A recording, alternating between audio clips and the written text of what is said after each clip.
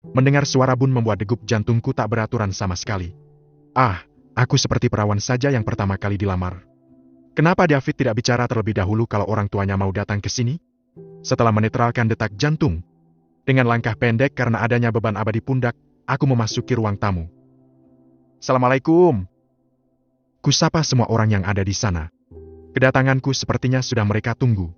Buktinya, wajah-wajah mereka terlihat sumringah melihat aku ada di ambang pintu depan posisi menggendong Aba. Waalaikumsalam, akhirnya. Yang ditungguin datang juga. Bu Fatma menyambutku dengan senyuman merekah di bibirnya. Loh, ini siapa yang digendong? Tanya bapaknya David. Anaknya Ayu, Pak. Aku dan Bun menjawab dengan serempak. Anak? Kini kedua orang tua David bertanya dengan serempak pula. Tergambar jelas wajah-wajah kaget pada pasangan suami istri tersebut. Aku masih mematung di tempat dengan posisi yang masih sama, Aba ada di pundak. Apa anak David tidak cerita kepada orang tuanya? Kini Bun yang bertanya. Tidak, David tidak bercerita apapun tentang anak. Jawab Bu Fatma sembari menggelengkan kepala. Mohon maaf saya ke kamar dulu ya, Pak, Bu, Bun. Aku menganggukkan kepala ke arah para orang tua tersebut. Jangan lama-lama ya, Nduk. Pesan Bun hanya kubalas dengan anggukan kepala. Segera kubawa langkah kaki menuju kamar. Kutinggalkan kedua orang tua David yang masih kebingungan. Sampainya di kamar, kuturunkan Aba di atas ranjang secara pelan-pelan. Setelahnya, kuregangkan otot tangan sebelah kiri yang membopong bocah 3 tahun depan bobot 20 kilo tersebut. Bisa dibayangkan betapa beratnya anakku tersebut. Tapi, mengendongnya menjadi candu bagiku. Dari sisi ranjang, kupandangi wajah polos yang sedang memejamkan mata dengan damai tersebut. Kuelus pucuk kepala sebelum ku kecup kening anak itu dengan penuh rasa sayang. Kuhidu aroma tubuhnya dalam-dalam. Bunda akan berusaha keras untuk membahagiakan kamu, Nak. Rasanya enggan meninggalkan Aba yang sedang terlelap dengan pulas. Namun, aku teringat harus menemui orang tua David. Ah, David, bagaimana mungkin kamu melamarku tanpa memberitahu orang tuamu tentang kondisiku yang saat ini janda dengan seorang anak? Memang, cowok itu minta di. Segera, kuambil benda pipih nan canggih dari dalam tas cangklong yang tadi aku bawa.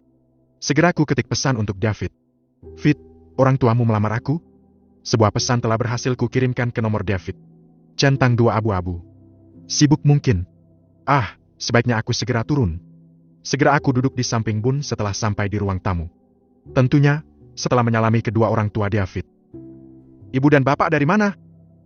Aku sengaja berbasa-basi, seolah tidak mendengar bahwa mereka datang untuk melamarku.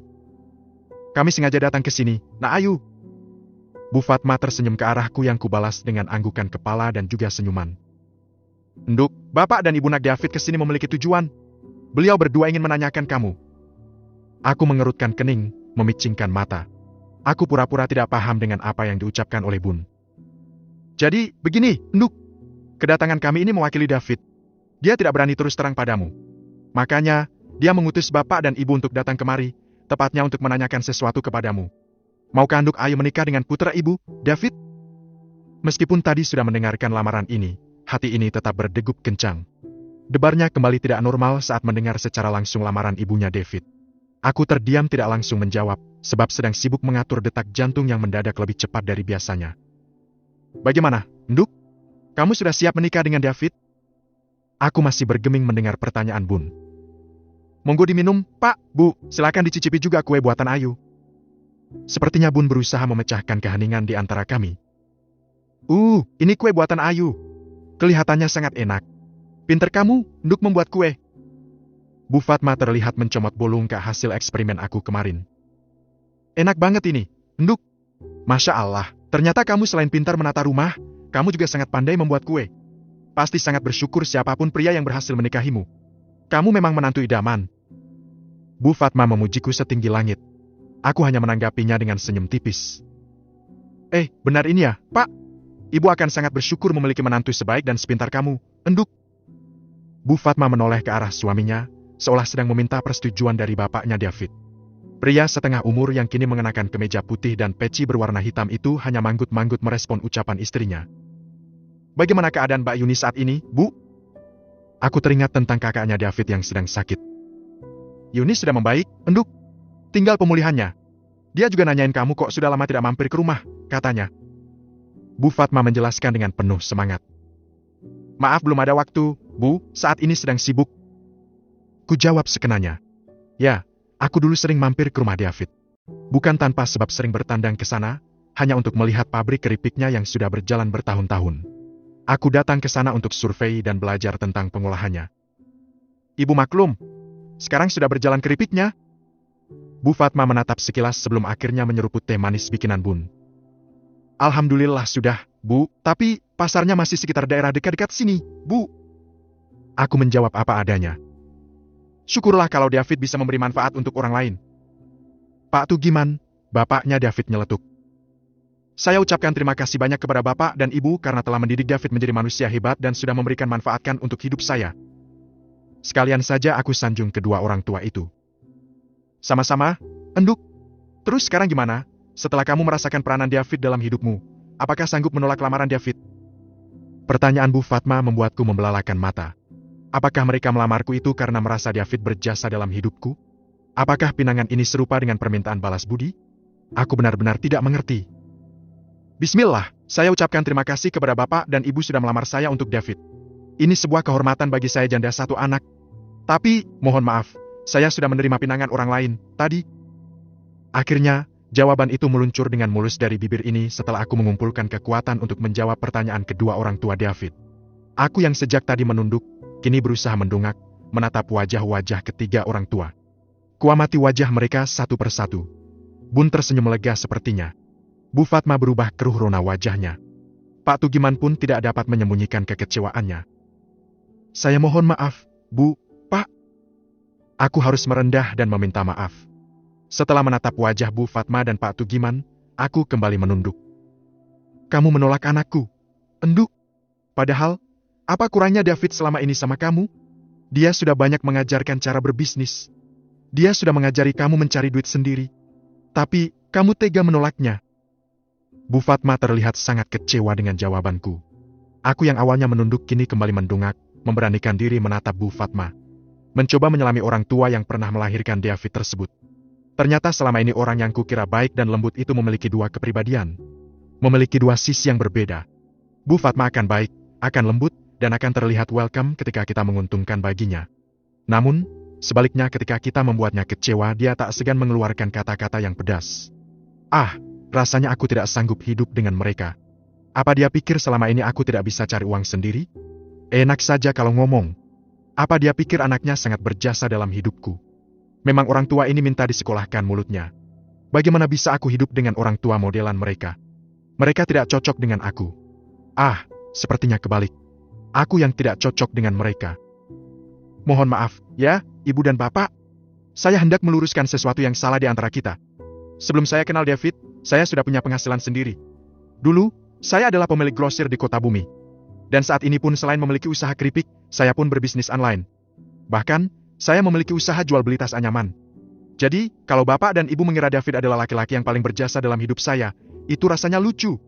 Tapi, saya ucapkan terima kasih karena dia sudah mengajari saya dunia perkeripikan. Namun, perlu Bapak dan Ibu ketahui, seandainya saya tidak belajar dari David pun, percayalah saya akan tetap memiliki usaha keripik. Karena itu sudah menjadi cita-cita saya dari dulu. Sebenarnya teman saya yang memiliki usaha keripik tidak hanya David. Namun, karena David yang dekat ya saya pun belajar dari dia. Dan saya rasa yang diajarin oleh David itu tidak hanya saya. Buktinya dia sering ngajar ke ibu-ibu PKK, sering mengajar juga ke UMKM yang lain. Tapi, kenapa hanya saya yang dituntut untuk balas budi? Menerima lamaran dan menolak lamaran ini adalah hak saya, Pak, Bu. Terlebih saya sudah menerima lamaran orang lain tadi. Dan asal Ibu, Bapak tahu pria itu jauh lebih berjasa dalam hidup saya. Dia yang menjaga saya selama ini. Bahkan, yang membeking saya dari jarak jauh. Ibaratnya kalau David datang itu hanya sekedar teman bagi saya. Tapi, tidak dengan pria yang melamar tadi. Saya mohon maaf, bukan mau menjelekan. Tapi, ini saya meluruskan pada Bapak dan Ibu. Puas sekali aku ngomong panjang lebar. Orang macam mereka memang perlu dibuka pikirannya. Agar tidak merasa paling berjasa dalam hidup orang lain. Sombong terhadap orang sombong sepertinya perlu juga memang. Ibu tidak menyangka ternyata kamu adalah wanita yang sombong. Yuk, beruntunglah kalau kamu menolak lamaran David. Selain status kamu juga janda beranak satu yang tidak kami kehendaki, setelah ini kami baru menyadari ternyata kamu tidak pantas masuk ke dalam keluarga kami. Bu Fatma langsung beranjak dari tempat duduknya. Detik berikutnya ia mengajak suami pulang. Terima kasih atas penolakan ini. Semoga usaha keripikmu tidak hancur karena tidak tahu terima kasih terhadap yang mengajarkannya. Kami permisi. Tanpa bersalaman Bu Fatma dan Pak Tugiman meninggalkan rumah kami. Waalaikumsalam. Bun menjawab dengan lirih mengiringi kepergian Bu Fatma dan suaminya. Karena tidak pamit dengan baik-baik, kami pun tidak mengantarkan sampai teras. Padahal, salah satu etika mengantarkan tamunya pulang hingga ke teras. Lamaran ala-ala Iqbal. Ketika sepupu menjadi madu. Bab 64. POV Author. Enduk, benar kamu sudah dilamar? Tanya Bu Ratih setelah kepergian orang tua David. Orang tua berdaster panjang kembang-kembang itu membereskan gelas-gelas bekas tamunya. Ayu yang hendak menutup pintu pun setelah mengambil sesuatu dari bagasi mobil pun menoleh sebentar, lalu mengangguk. Beruntungnya, saat ini ia sedang membelakangi ibunya, sehingga Bu Ratih tidak dapat melihat pipi anaknya yang sedang merah jambu. Ya, pipi Ayu merona saat mengingat Iqbal melamarnya tadi. Ya, Bun. Mas Iqbal telah melamar Ayu, tadi di taman. Tanpa menoleh, Ayu menjawab. Ia masih menyembunyikan pipinya yang merona. Derap langkah Bu Ratih pun kian menjauh dari ruang tamu menuju ruang makan. Detik berikutnya Ayu pun menyusul dengan menenteng paper bag yang berisi oleh-oleh yang dibelikan oleh Iqbal. Kapan katanya orang tuanya mau ke sini? Tanya Bu Ratih sembari menyiapkan piring untuk makan malam, setelah menyimpan gelas kotor tadi ke atas wastafel. Perempuan itu menatap wajah anaknya yang baru saja menghampirinya. Mas Iqbal akan memberitahu secepatnya, Bun. Ayu meletakkan bawaannya ke atas meja. Lalu, mengeluarkan semua isinya. Ini tadi Mas Iqbal yang membelikan, buat makan malam Bun. Ayu mengeluarkan sebuah kotak makanan yang di dalamnya terdapat iga bakar, sop sapi, ayam bakar. Alhamdulillah, dapat rezeki untuk makan malam. Alih-alih menanggapi tentang lamaran Iqbal, Bu Ratih justru mengucapkan syukur atas makanan yang dikirimkan pria tersebut. Perempuan setengah umur tersebut menarik lalu mengambil menjatuhkan bobot tubuhnya di atas kursi kayu tersebut. Apakah Bun setuju kalau Ayu menikah dengan Mas Iqbal? Ayu menelisik kedua mata ibunya. Setelah memindahkan iga bakar dari tempatnya ke piring ibunya. Apa yang membuat Bun tidak setuju dengan Iqbal? Dia pemuda baik, kita sudah tahu bagaimana keluarga besarnya. Baik kamu maupun Bun sudah mengenalnya secara baik sejak kecil. Dan dialah orang yang sudah menjaga kamu selama ini. Bahkan, dari jarak jauh. Bun akan tenang jika kamu dengan pria yang mencintaimu untuk enduk. Jawaban Bu Ratih membuat Ayu merasa sangat lega. Ayu tidak perlu merasa bersalah sebab sudah menerima pinangan dari pria yang namanya kembali disebut dalam doanya di beberapa bulan terakhir ini. Ya, selama ini Ayu terus mendoakan untuk kebaikan Iqbal secara diam-diam.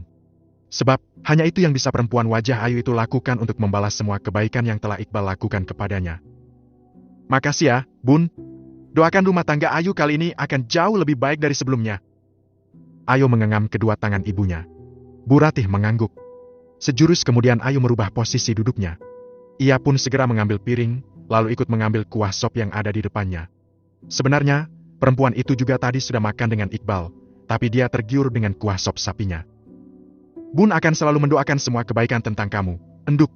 Bun bahagia akhirnya ada pria tulus yang datang melamarmu. Bukankah, memang sebaiknya menikah dengan pria yang mencintai kita? Sebab, kalau orang yang mencintaimu tak akan pernah tega menyakiti hatimu. Kamu tidak akan capek makan hati, enduk. Dan Bun tahu tatapan Iqbal sejak dulu masih sama. Sorot mata itu semakin gencar mencintaimu, enduk.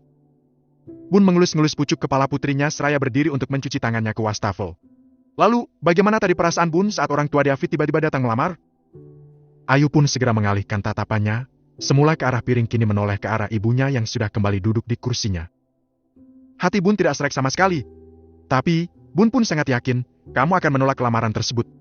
Sebab, Bun sangat tahu, hatimu tidak terpaut sedikit pun untuk anaknya. Bun tahu di hatimu sudah ada nama Iqbal sejak lama kan? Bu Ratih menatap putrinya dengan penuh senyuman. Ayu pun segera menunduk, menyembunyikan wajahnya yang sedang memerah seperti kepiting rebus. Perempuan yang menyandang gelar janda anak satu itu terlihat sangat malu saat menyadari ibunya mengetahui dirinya sedang kena panah asmara. Cie yang sedang malu.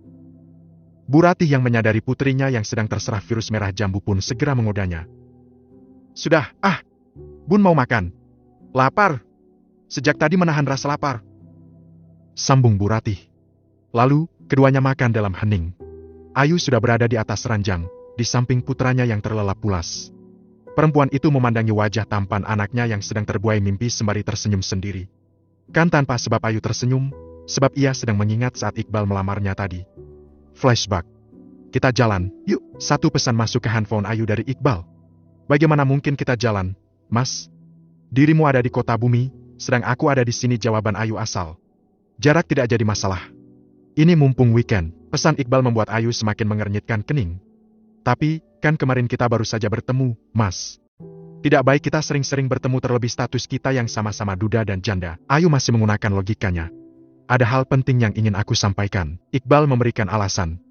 Bagaimana kalau lain kali saja? Ayu terus saja mencari alasan untuk tidak sering-sering bertemu Iqbal, sebab perempuan itu tidak mau terlalu sering menciptakan kenangan indah bersama Iqbal yang takutnya nanti susah untuk dilupakannya. Kalau nanti keburu lupa. Kamu bawa Aba, aku bawa Laksa. Ini perintah. Aku tidak mau menerima penolakan. Baiklah, Tuan Pemaksa. Aku turuti kemauanmu saat ini. Tapi jangan harap besok-besok. Segera Ayu kirim balasannya. Aku pastikan besok-besok kamu tidak akan pernah mampu menolak permintaanku. Kali ini pesan Iqbal berisi penegasan. Percaya diri sekali, Anda. Ayu mengirim balasan dengan geram, sebab dia merasa seperti bakal dikte oleh lawan berbalas pesan tersebut. Sangat percaya diri. Sebab, aku tahu kamu tipe perempuan yang sangat patuh terhadap aturan, makmum manut imam. Otak Ayu sempat mengeja pesan dari Iqbal kali ini. Bahkan, perempuan itu tidak bisa menjawab pesan sahabat kecilnya masa kecilnya tersebut. Kalau mau tahu lebih lanjut, datang ke alamat yang aku kirim nanti. Ayu masih bergeming dengan pesan Iqbal. Setelah memikirkan banyak pertimbangan, akhirnya Ayu mengikuti perintah Iqbal untuk datang menemuinya di daerah metro. Di sana, Ayu diminta datang ke taman depan Masjid At-Taqwa. Lalu, keduanya hanya saling duduk di kursi taman dan membiarkan anak-anak bermain di sekitar taman yang masih dalam pengawasan mereka. Kebayang gak kita menjadi sepasang suami istri yang sedang mengasuh anak-anak kita di tempat seperti ini? Iqbal bertanya sembari menoleh ke arah Ayu yang sedang menatap ke arah anak-anak. Aku tidak pernah membayangkan, Mas. Ayu menjawab tanpa menoleh. Kenapa? Iqbal menatap lekat wajah perempuan di sampingnya yang tak sanggup menoleh ke arahnya. Apa kamu sendiri sedang menghayal seperti itu? Ayu balik bertanya setelah sekian menit terdiam. Perempuan itu pun sudah sanggup menoleh ke arah pria di sampingnya. Ya, bahkan aku selalu berpikir dan membayangkan kita adalah keluarga yang harmonis saat mengajak anak-anak bermain. Bahkan, sejak pertama kali kita makan dengan Laksa, aku sudah membayangkan kalau kita sedang makan di luar bersama anak kita. Dan aku tidak mau itu hanya sekedar anganku saja. Aku ingin mewujudkan impian dan cita-citaku yang satu itu. Ayu terkesiap mendengar penjelasan Iqbal yang panjang lebar tersebut. Ayu menarik napas dalam-dalam, sembari memilin kerudungnya yang menjuntai ke bawah dadanya. Di hari ulang tahunku ini, aku ingin memastikan sesuatu agar aku tidak salah langkah. Iqbal yang tidak bisa romantis selalu berbicara dengan bahasanya sendiri. Apa itu? Ayu menoleh sekilas ke arah pria yang kini telah duduk menghadap ke arahnya. Kamu mau kan mewujudkan mimpiku? Menikah denganku?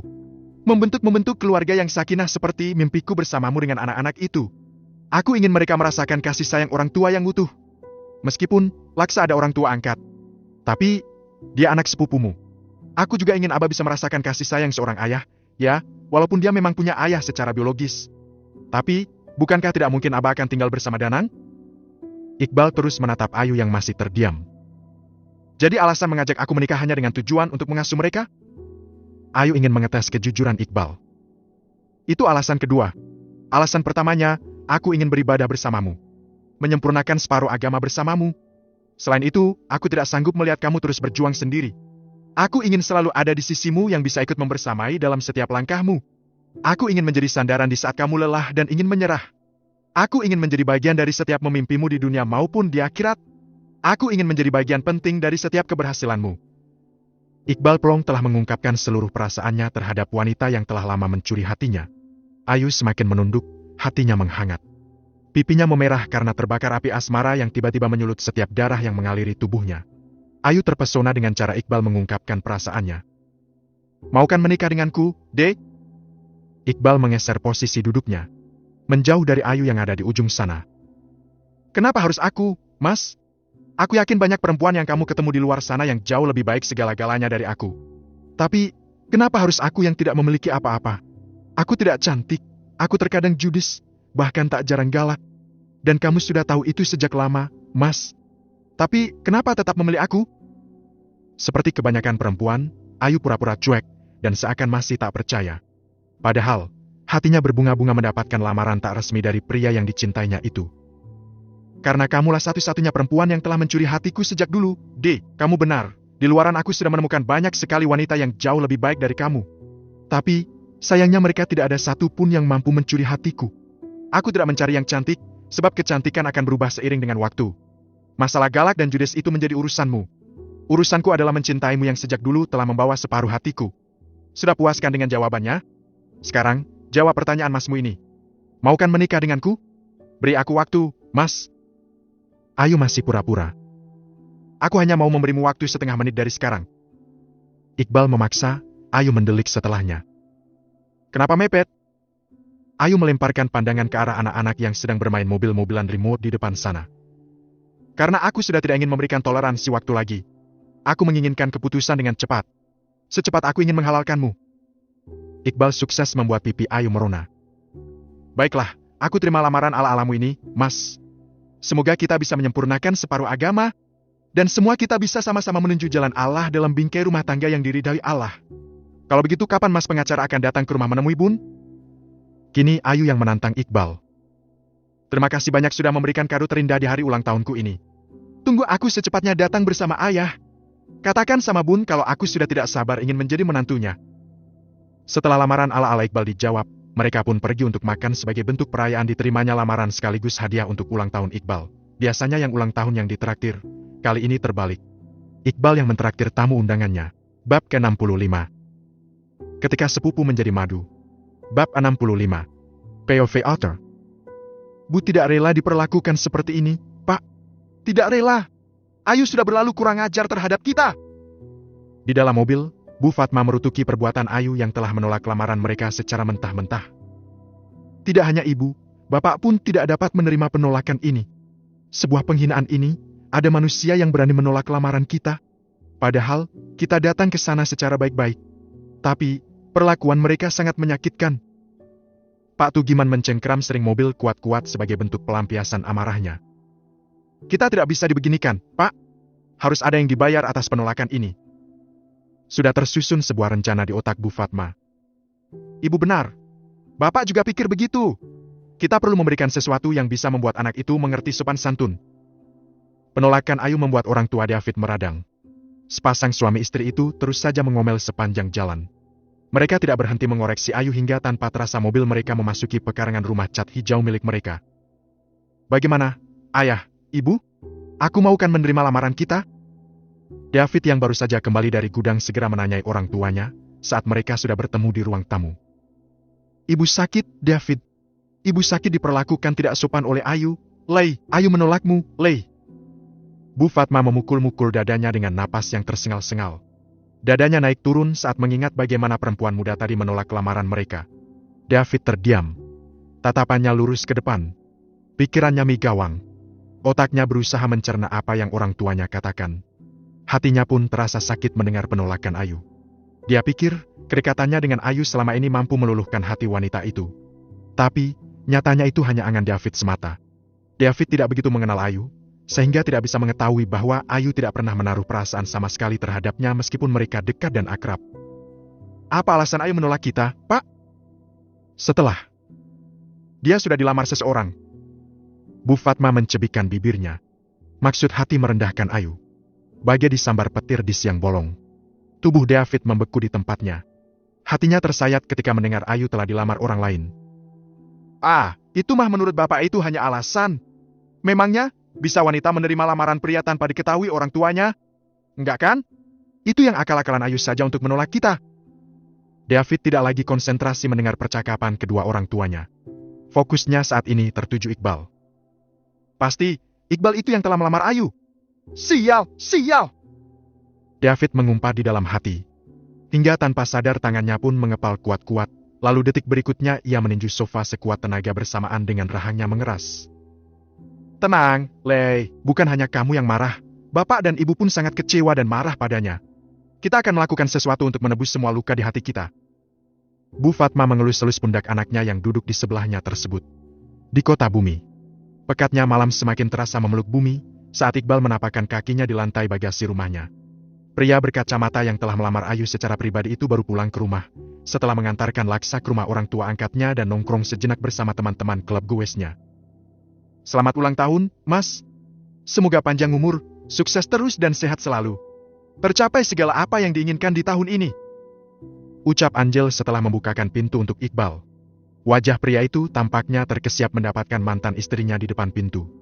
Sebab, pria terus tidak menyangka adiknya Alvin masih menunggunya selarut ini. Iqbal baru saja menginjakkan kaki di rumahnya saat Angel memberikan ucapan ulang tahun. Di tangan perempuan berwajah oval tersebut terdapat kue ulang tahun depan hiasan lilin yang menyala di atasnya. Iqbal celingukan mencari keberadaan orang tuanya serta Bu Sari, asisten rumah tangganya. Namun, nihil. Tidak satu pun di antara mereka yang terlihat. Entah kemana? Mata alang milik Iqbal menatap tajam ke arah Angel. Pria berdagu belah tengah tersebut sengaja pulang larut malam agar tidak bertemu dengan mantan istrinya. Pengacara tersebut sangat hafal bahwa mantan istrinya akan selalu menunggu pulang. Sehingga Iqbal pun sengaja kembali ke rumah semakin larut malam demi menghindari Angel. Namun, rupanya dugaan Iqbal kali ini salah. Nyatanya, perempuan itu tak kenal waktu sehingga tanpa malu menunggu mantan suami hingga larut malam. Ya, setiap malam Angel berada di rumah Iqbal, sengaja. Dengan alasan perempuan itu tidak tega meninggalkan Pak Sanusi seorang diri. Padahal, di rumah tersebut masih ada Bu Sari yang merupakan asisten rumah tangga Iqbal. Namun, Angel bersikukuh menunggu kepulangan Iqbal. Segitunya mencari simpati. Mas, selamat ulang tahun. Ucapkan doa di dalam hati sebelum meniup lilinnya. Angel memberikan senyuman terbaiknya untuk mantan suaminya. Alih-alih senang mendapatkan kejutan, Iqbal justru menunjukkan wajah dingin dan datar di hadapan perempuan yang pernah dinikahinya tersebut. Kenapa kamu masih di sini, Angel? Apa kamu tidak punya malu berada di rumah laki-laki yang hingga selarut ini? Iqbal menyindir perempuan yang mengenakan gaun Sabrina berwarna merun sembari berjalan menuju ruang tengah. Diabaikan, itu yang dirasakan oleh Angel saat ini. Wajah cantik yang sempat tersenyum lebar itu kini redup pendarnya. Angel mematung di tempat berdirinya dengan hati hancur. Namun, beberapa saat kemudian dia mampu menguasai keadaan dan berusaha baik-baik saja di hadapan Iqbal. Bahkan, perempuan itu rela memutuskan urat malunya demi mengambil hati mantan suaminya. Demi memuluskan rencananya, Angel berjalan ke arah ruang tengah, menyusul Iqbal dengan memasang wajah sendu. Seolah dia orang yang paling terzolimi. Mas, kalau kamu gak mau tiup lilin gak apa-apa. Setidaknya mau mencicipi kue buatanku ini. Anggap ini sebagai kado dari aku. Angel menyerahkan kue tersebut dengan suara yang dibuat semenyedihkan mungkin. Taruh situ saja. Iqbal menunjuk meja kecil di samping rak TV. Sesuai dengan arahan Iqbal, Angel pun mengikuti permintaan mantan suaminya tersebut. Jangan lupa dimakan ya, Mas. Angel mendongak, menatap pria yang baru saja melepaskan outer cardigannya tersebut. Sekarang kamu sudah bisa pulang. Sudah puaskan menunggu aku pulang? Aku mau istirahat. Tahu kan pintu keluarnya? Telunjuk Iqbal mengarah ke arah pintu. Suara bariton itu terdengar sangat tidak bersahabat. Tapi, Mas ini sudah larut malam. Kamu tega menyuruhku pulang sendiri. Apa tidak sebaiknya kamu antarkan aku pulang? Suara sedih Angel menghentikan langkah kaki Iqbal yang sudah hendak menaiki tangga menuju lantai atas, kamarnya. Kedatanganmu ke sini bukan inginku. Kamu datang sendiri. Aku harap bisa pulang sendiri. Jangan merepotkan orang lain. Tanpa menoleh Iqbal menjawab, lalu detik berikutnya langkah kaki pria itu terus menapaki tangga. Tidak ia pedulikan bagaimana reaksi mantan istrinya. Iqbal, kamu gak mau ngobrol dulu? Dari atas kursi roda, Pak Sanusi keluar dari kamarnya. Suara Pak Sanusi yang berat membuat Iqbal menghentikan langkahnya. Lalu, laki-laki yang hobi bersepeda itu menatap ke arah bawah. Ditatapnya pahlawan hidupnya yang kini sedang duduk di kursi roda itu. Iqbal capek, ya? Ingin cepat istirahat. Besok pagi saja kita ngobrolnya. Tanpa mempedulikan raut ayahnya, Iqbal kembali melangkahkan kaki menuju kamarnya. Di dalam kamar, Iqbal segera mengunci pintunya dari dalam. Pria yang saat ini sedang berbahagia itu memilih merebahkan tubuhnya di atas spring bed dengan merek terbaik itu. Kedua tangannya ia jadikan tumpuan kepala. Tatapannya lurus ke arah langit-langit kamar yang berupa plafon kayu. Iqbal sengaja memilih plafon berbahan kayu. Menurutnya, terlihat mewah dan klasik. Selain itu, memiliki rumah dengan plafon kayu adalah impian Ayu sejak dulu. Entah mengapa Iqbal ingin sekali mewujudkan keinginan Ayu tersebut. Setelah puas mengenang tentang ekspresi wajah Ayu saat dilamar tadi, kini Iqbal pun bangkit dari posisi rebahannya. Lalu, pria itu masuk ke kamar mandi guna membersihkan diri setelah seharian beraktivitas di luaran. Seperti janjinya semalam, Iqbal pagi ini menemui Pak Sanusi di teras belakang. Menjadi kebiasaannya di pagi hari, Pak Sanusi akan berlama-lama duduk di kursi dekat kolam ikan. Di sana ia akan melihat perkembangan hewan-hewan peliharaannya. Sementara, Iqbal akan memberi makan hewan peliharaannya, ayam-ayam hias. Koleksi milik Pak Sanusi yang kini diurus oleh Iqbal. Ya, ada hal penting yang ingin Iqbal sampaikan. Iqbal mengambil tempat duduk di samping ayahnya setelah selesai memberi makan ternak. Apa itu? Kenapa kamu terlihat sangat serius begitu? Iqbal ingin melamar Ayu. Iqbal mohon ayah mau melamarkan Ayu pada Bu Ratih. Air muka Iqbal berubah bersamaan dengan tatapan matanya yang menajam. Reaksi Pak Sanusi. Ketika sepupu menjadi madu. Bab 66. POV Author. Iqbal mendelik tajam ke arah perempuan yang derap langkahnya terdengar dari tempat duduknya. Pria berkacamata yang saat ini sedang mengenakan t-shirt putih serta sarung hitam itu tak menyangka mantan istrinya bermalam di rumahnya. Dari arah dapur, Angel menghampiri dua pria berbeda usia itu. Kamu nginep di sini, Angel? Wajah tampan itu mendadak bengis di mata Angel. Sebab, Iqbal terlihat tidak bersahabat serta memasang wajah garang. Tatapannya pun menghunus. Ayah yang memintanya menginap di sini, Bal. Pak Sanusi menjawab tanpa menoleh ke arah putra bungsunya yang kini sedang mengerutkan keningnya banyak-banyak. Iqbal berdecih kesal. Bagaimana bisa bapaknya mengizinkan Angel bermalam di kediamannya tanpa berkompromi terlebih dahulu? Entah apa yang dipikirkan oleh mantan juragan beras tersebut. Ayah tidak tega membiarkan Angel pulang selarut itu seorang diri. Tanpa rasa bersalah Pak Sanusi menjelaskan alasannya. Tidak seharusnya juga dia berada di rumah orang hingga larut malam. Dia perempuan, ayah. Sudah sewajarnya mengetahui batasan etika dalam bergaul. Iqbal melirik ke arah Angel yang masih mematung di tempatnya sembari membawa nampan yang berisi 2 cangkir minum hangat buatan Bu Sari. Kamu tahu alasan Angel tidak segera pulang, padahal waktu sudah semakin malam? Semua itu gara-gara kamu yang tidak pulang-pulang. Angel sengaja menunggumu. Dia ingin memberikan kejutan di hari lahirmu. Pak Sanusi menoleh ke arah Angel. Lalu, menggerakkan tangannya, memberikan kode agar mantan menantunya itu meletakkan nampan di atas meja yang tak jauh dari tempat ngobrol mereka. Tidak seharusnya dia melakukan itu, ayah. Dan itu sebenarnya hanya modus, ayah. Iqbal menilai penampilan Angel dari ujung kepala hingga ujung kaki. Ditatap sedemikian rupa oleh Iqbal, Angel pun terlihat salah tingkah. Ayah apa tidak merasa aneh?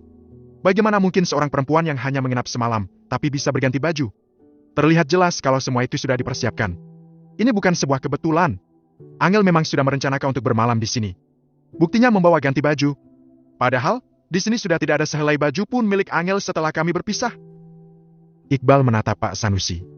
Kedua pasang mata mereka saling bertemu. Tersirat amarah dari bola mata Iqbal. Hening. Angel dan Pak Sanusi tidak berani mendebat Iqbal saat ini. Angel merasa dikuliti habis-habisan, perempuan itu ingin membantah, terbukti dari mulutnya yang terbuka hendak menjawab. Namun, belum sempat bibir itu berucap, Iqbal sudah kembali bersuara. Untuk apa kamu memberikan kejutan seperti semalam, Angel? Untuk mencari simpati dan berusaha meluluhkan hatiku? Iqbal tersenyuman nyeringai ke arah mantan istrinya. Angel tak menggelengkan kepalanya, bermaksud membantah Iqbal. Aku bukan anak kecil yang perlu dikasih surprise dengan kue tart segala. Terlalu berlebihan kamu, hingga harus menungguku larut malam. Caramu terlalu murahan, Angel. Senyum sinis kembali terbit dari bibir Iqbal. Detik berikutnya, laki-laki itu bangkit dari tempat duduknya. Angel semakin dongkol di dalam hati, tapi tak mampu berkutik saat mata elang milik Iqbal menghunus tajam hingga tembus ke relung hatinya. Aku harap ini terakhir kali kamu datang ke sini. Itu pun kalau kamu masih memiliki urat malu. Aku lupa apakah kamu masih memiliki rasa malu. Kamu tuh perempuan cantik, cerdas dari latar belakang keluarga yang berada dan terpandang. Kenapa harus mengemis cinta seperti itu? Hingga kesannya kamu merendahkan diri sendiri. Meskipun begitu besar pengorbanan menurutmu, sampai harus merendahkan diri bukan berarti aku akan takluk denganmu, Angel. Bukan berarti aku akan kembali mau bersamamu, Angel.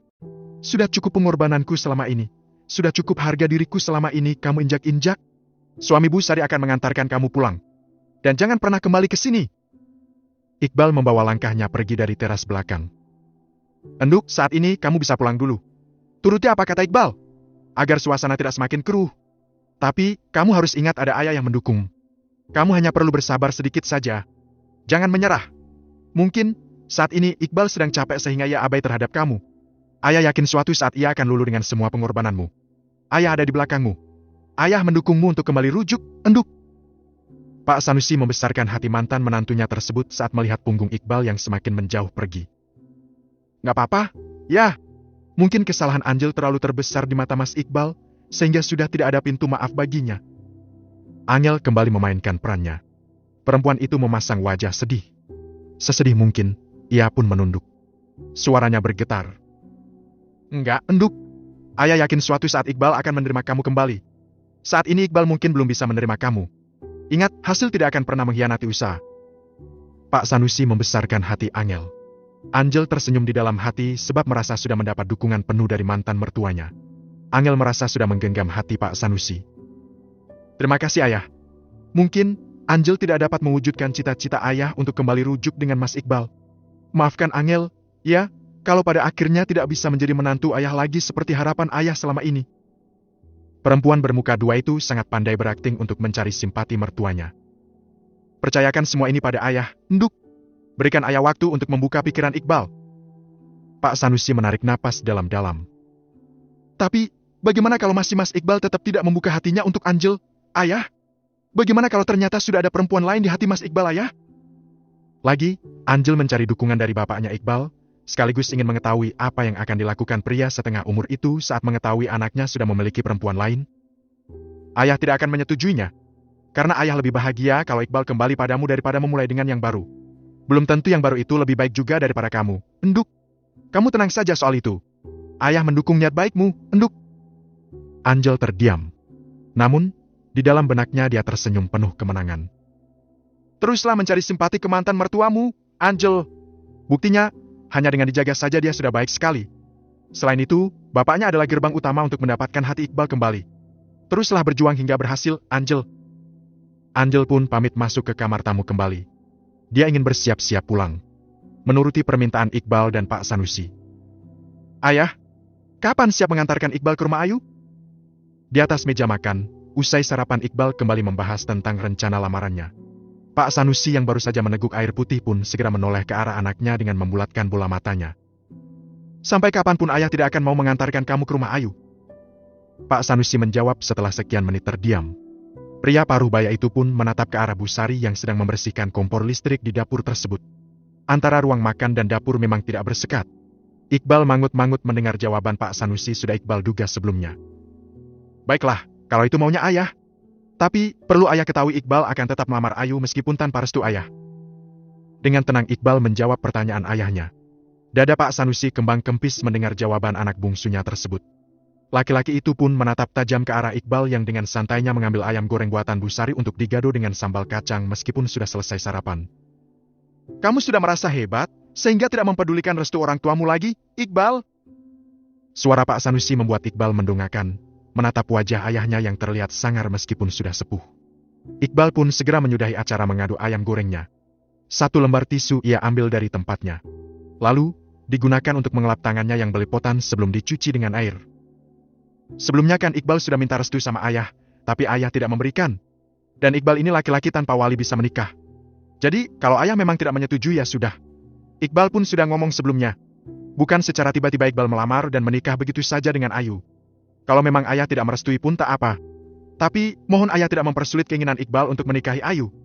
Terserah, tapi ingat pernikahan yang tidak direstui oleh orang tua itu tidak akan pernah berkah. Ucapan Pak Sanusi membuat Iqbal menghela napas panjang. Dia tahu orang tuanya sedang marah besar kalau sudah ada kata terserah keluar dari bibirnya. Sekarang mau ayah apa? Siapa yang ayah restui untuk menikah dengan Iqbal? Tidak memiliki pilihan lain. Iqbal harus berdiskusi dengan ayahnya pagi ini. Mumpung masih libur. Ayah mau kamu kembali dengan Angel. Tanpa menoleh ke arah Iqbal, Pak Sanusi menjawab pertanyaan anak bungsunya. Ayah tahu mengapa kami dulu bercerai? Iqbal menatap ayahnya. Pria berkasus lengan pendek berwarna biru itu ingin tahu apa saja yang diketahui oleh ayahnya mengenai rumah tangganya bersama Angel. Sebab, selama ini ia menutup rapat seorang diri. Ayah tahu Angel sudah bercerita semua. Apa yang Angel ceritakan pada ayah? Iqbal khawatir Angel memutarbalikkan fakta. Kamu menceraikan dia karena... Belum selesai Pak Sanusi menjawab pertanyaan Iqbal, sudah ada panggilan masuk ke handphone Pak Sanusi dari seseorang. Sehingga laki-laki itu pun menjeda ucapannya, setelah Pak Sanusi mengetahui kebenarannya. Ketika sepupu menjadi madu. Bab 67. POV Author. Pak Sanusi mematikan sambungan teleponnya.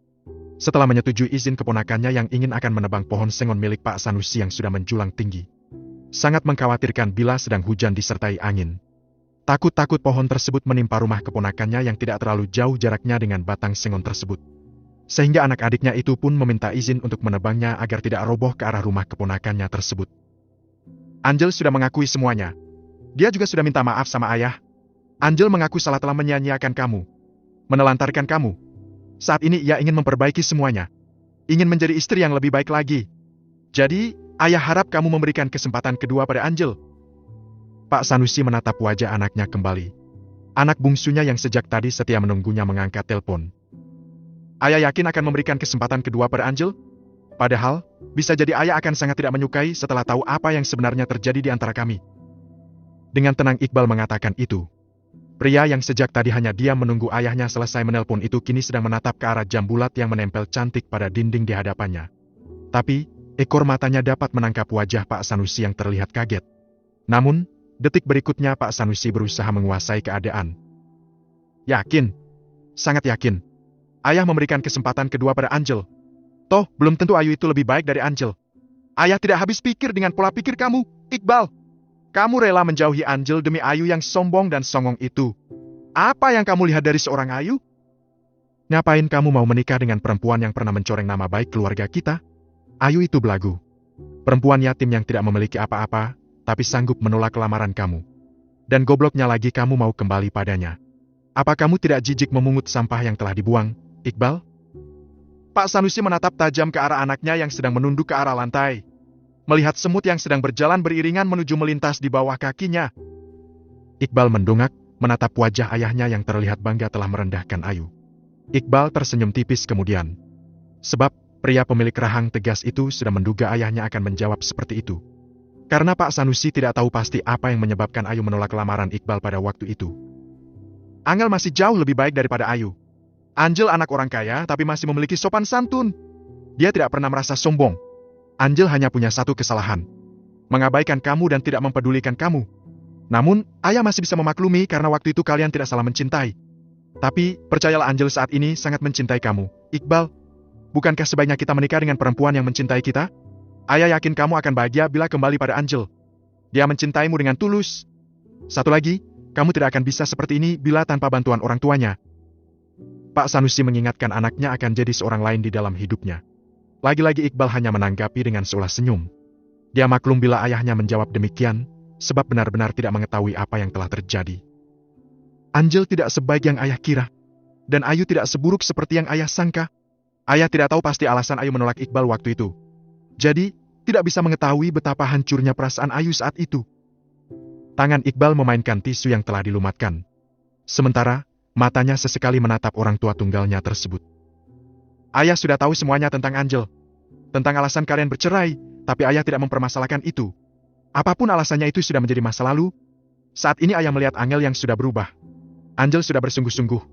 Ayah melihat keseriusan itu. Harapan ayah kamu kembali merujuk dengan Angel. Biar bagaimanapun kamu harus ingat bahwa Angel adalah malaikat yang membuat hidup bisa seperti ini. Tidak akan ada menantu lain selain Angel. Kalau kamu nekat menikahi Ayu berarti kamu tidak menghargai orang tuamu ini. Tidak menganggap ayah ada di dunia ini. Sehingga berbuat semaumu sendiri. Dada Pak Sanusi terlihat naik turun menahan amarah. Iqbal menarik napas panjang, berusaha mengurangi sesaknya dada. Sungguh, jawaban Pak Sanusi membuat sebak di dada Iqbal. Sebab, orang tua tersebut telah menerima cerita palsu dari Angel.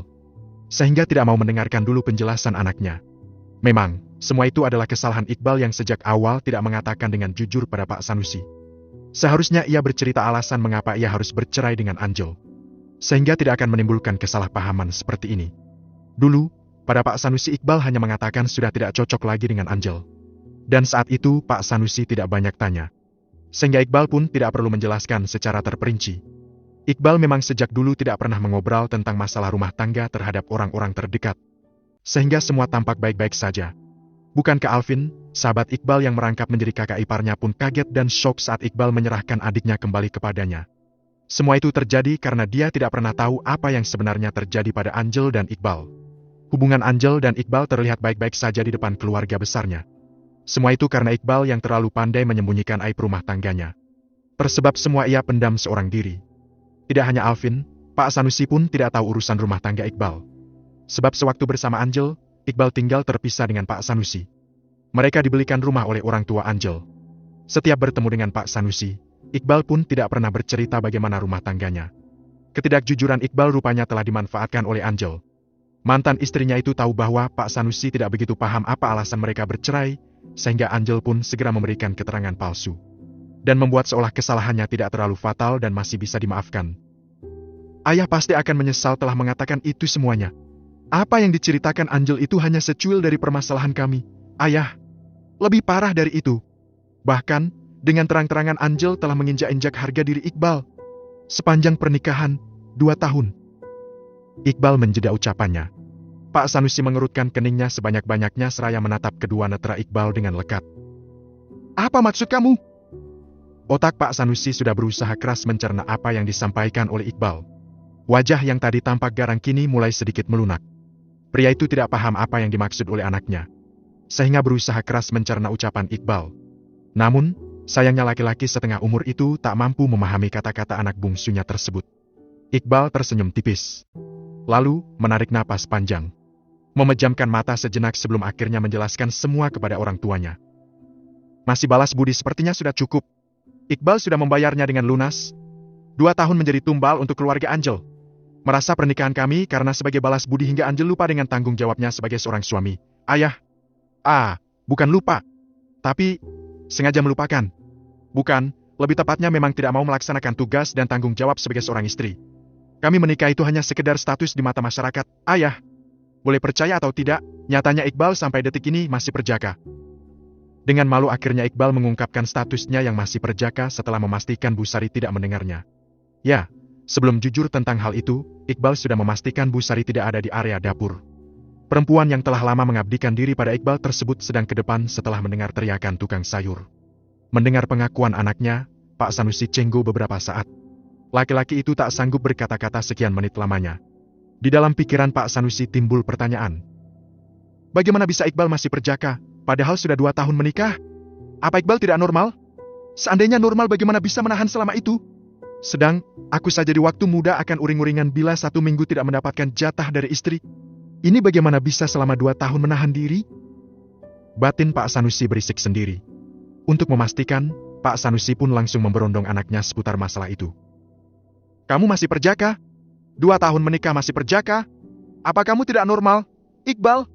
Pantas saja kalau akhirnya Angel abai dengan kamu. Dia saja tidak kamu beri nafkah batin. Pak Sanusi melotot dengan sempurna, bahkan biji bola matanya nyaris terlepas dari tempatnya seandainya itu bukan buatan Sang Maha Sempurna. Malu-malu Iqbal mengangguk, membenarkan pertanyaan ayahnya. Detik berikutnya Pak Sanusi menepuk jidatnya sendiri. Bagaimana bisa? Kamu tidak sanggup menaklukkan Angel? Oh Tuhan, laki-laki macam apa anakku ini? Kamu sanggup menghadapi masalah berat di meja hijau, tapi kamu tak sanggup menjebol gawang Angel? Ayah pastikan ada yang salah sama kamu, Iqbal.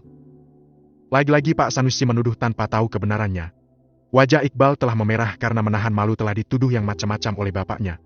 Namun, detik berikutnya ia tidak dapat menyembunyikan tawanya seketika saat melihat ekspresi Pak Sanusi. Matanya melotot tapi bibirnya tak dapat menyembunyikan tawanya. Sehingga kesan sanggarnya mendadak hilang. Sepasang anak dan bapak itu pun tertawa bersama. Meskipun, Iqbal harus menahan malu sebab telah menceritakan urusan ranjang kepada orang tuanya. Namun, ini semua harus segera dijelaskan agar Pak Sanusi paham permasalahan rumah tangganya dengan Angel tidak sesederhana yang dipikirkan orang tua tersebut. Ayah, bukan Iqbal tak sanggup menjebol gawang Angel, tapi perempuan itu yang membatasi diri. Dia tidak mau disentuh sama sekali. Tidak hanya itu. Bahkan, tanpa ayah ketahui setiap bulannya Angel akan menghabiskan waktu berhari-hari untuk menjenguk kekasihnya di Jakarta. Tempat di mana Heksadar Sono dirawat. Itu selama 2 tahun, ayah. Angel menginjak-injak harga diri Iqbal sebagai seorang laki-laki, seorang suami. Sudah cukup pembodohan itu, ayah. 2 tahun Iqbal berusaha untuk menjalankan tugas sebagai seorang suami untuk Angel kecuali urusan ranjang. 2 tahun Iqbal berusaha mengambil hati Angel. Menuruti semua permintaannya, memberikan apa yang sanggup dan mampu Iqbal lakukan. Tapi, semua itu tidak berarti karena apa-apa untuk Angel. Nyatanya, dia juga sangat menginginkan perpisahan kami. Bahkan Iqbal ada bukti tentang semua itu, ayah. Dan ayah tahu apa alasan Angel meminta kembali rujuk bersama Iqbal? Karena kekasihnya telah meninggal dunia 4 bulan setelah kami bercerai, ayah. Panjang lebar Iqbal menjelaskan duduknya permasalahan rumah tangganya. Lalu, tangan pria itu segera mengambil smartphone-nya yang diletakkan di atas meja tak jauh dari posisi duduknya. Sementara, Pak Sanusi speechless mendengar penuturan anak bungsunya yang sangat panjang. Laki-laki yang pernah menjadi manusia paling kaya pada zamannya di kampung halaman Ayu itu tak pernah menyangka kalau anaknya menyembunyikan permasalahan rumah tangganya yang sangat rumit tersebut. Ayah, lihat ini. Iqbal menyodorkan handphonenya pada Pak Sanusi. Iqbal sedang menunjukkan sebuah video seorang Angel yang sedang menangis sembari memeluk sahabatnya di sebuah kafe. Di sana Angel mengungkapkan semua perasaannya kepada seorang wanita. Dalam isak tangisnya, Angel berharap Hexa segera bangun karena dia sudah sangat merindukan kekasihnya. Angel pun mengatakan sudah capek harus pura-pura menjadi istri yang baik untuk Iqbal. Video berdurasi sekian menit itu pun sempat merekam pertanyaan sahabatnya, apakah Angel bahagia dengan pernikahan pura-puranya tersebut? Angel dengan lantang menjawab tidak. Sama sekali tidak ada kebahagiaan di dalamnya. Meskipun semua kebutuhannya telah dipenuhi oleh Iqbal dengan sempurna. Bahkan, Angel pun tanpa rasa bersalah terhadap Iqbal, berterus terang pada temannya kalau ia sengaja membuat benteng yang tinggi agar bisa menjaga tubuhnya dari sentuhan Iqbal sebab dia hanya ingin menjaga apa yang seharusnya menjadi milik Hexa. Setelah video itu berakhir, Pak Sanusi hanya bisa memberikan reaksi dengan geleng-geleng kepala. Dia benar-benar kehabisan kata-kata. Tidak pernah menyangka anaknya bisa menyembunyikan luka sebegitu dalamnya. Harga dirinya diinjak-injak dengan sempurna oleh perempuan yang bernama Angel. Wanita yang disangka baik dan sempurna. Itu video, Iqbal ambil ketika secara tidak sengaja saat sedang memergokinya di sebuah kafe. Iqbal juga punya sebuah bukti bahwa Angel sangat bahagia dalam perceraian kami, ayah. Bahkan dia yang sangat menginginkan perceraian kami. Iqbal mengambil smartphone-nya yang tergeletak di hadapan sang ayah. Pria itu kembali membuka handphone-nya, mencari file rekaman suara tersebut. Bisa ayah dengarkan ini? Iqbal segera memutar suara Angel yang terdengar sangat bahagia setelah sidang putusan perceraian mereka di depan gedung pengadilan agama. Suara Angel yang mengucapkan banyak terima kasih pada Iqbal karena sudah menjadi suami yang baik untuknya. Dan di situ pun Angel sempat memberikan nasihat agar Iqbal mencari kebahagiaannya sendiri, tidak terus berkorban untuk orang lain. Dari suaranya bukankah sudah terlihat dengan jelas bahwa Angel sangat menginginkan perceraian ini, ayah? Bahkan dia meminta Iqbal untuk mencari kebahagiaan sendiri. Sekarang setelah Iqbal menemukan kebahagiaan sendiri, kenapa dia meminta kembali? Angel merupakan perempuan egois bukan, ayah? Sekali lagi Angel tidak sebaik yang ayah kira. Iqbal melirik ke ayahnya yang sedang termenung. Hening menyelimuti mereka beberapa menit. Pak Sanusi berusaha keras mencerna apa yang baru saja ia lihat dan dengarkan.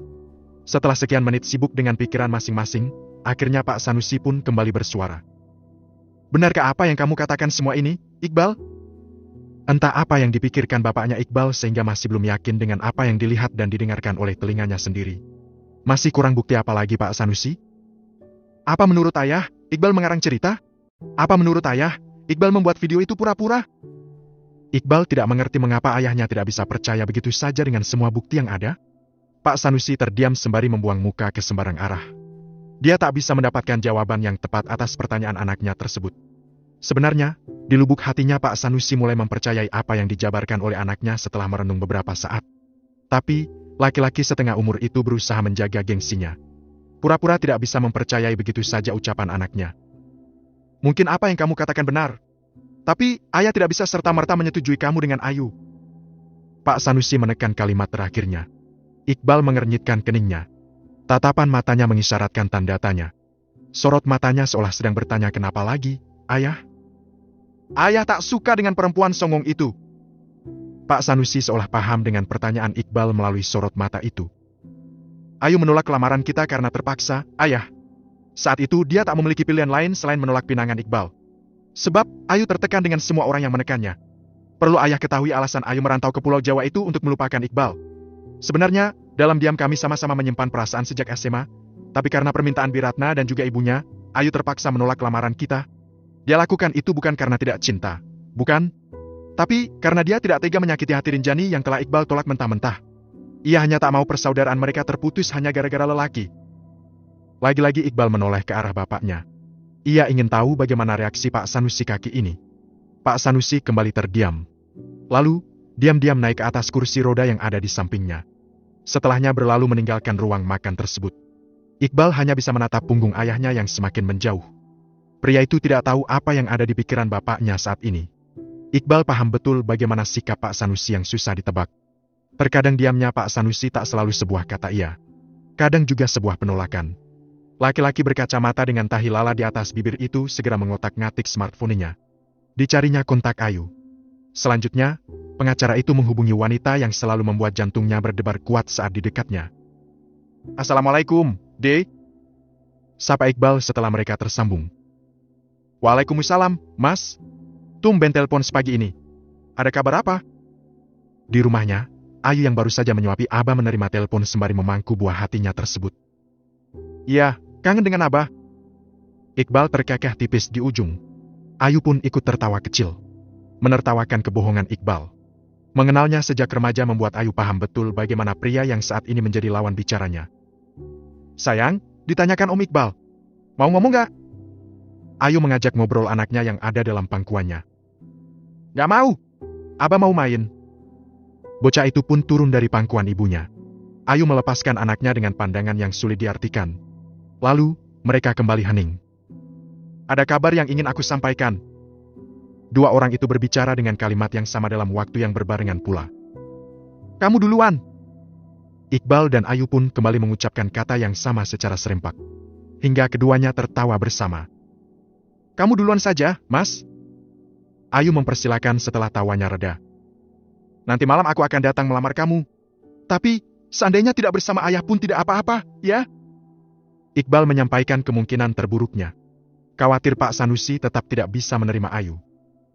Mas, jangan gila. Aku memang ingin hidup bersamamu, tapi bukan berarti mengizinkan kamu melakukan hal yang tak seharusnya. Aku ingin ayah memberikan restu pada kita. Seandainya beliau tidak merestui, maka kita tunda dulu semuanya. Kalau jodoh tak akan kemana, bukan, Mas? Ayu menyampaikan dengan tenang dan santai. Bagi Ayu, menikah bukan hanya menyatukan dua insan yang saling jatuh cinta, tapi juga menyatukan dua keluarga besar yang akan saling melebur pada akhirnya. Kamu yakin? Tapi, bagaimana bila sulit menembus ridho orang tuaku, Dek? Aku akan setia menunggumu, Mas. Suara Ayu menyejukkan pendengaran Iqbal. Sementara, di balik tembok pembatas antara ruang tengah dengan ruang makan, Pak Sanusi mendengar obrolan dua orang yang sedang jatuh cinta tersebut. Aku ingin menguji Ayu. Seberapa jauh dia pantas bersanding dengan anakku? Pak Sanusi membatin seraya tersenyum saat ide itu melintas di dalam kepalanya.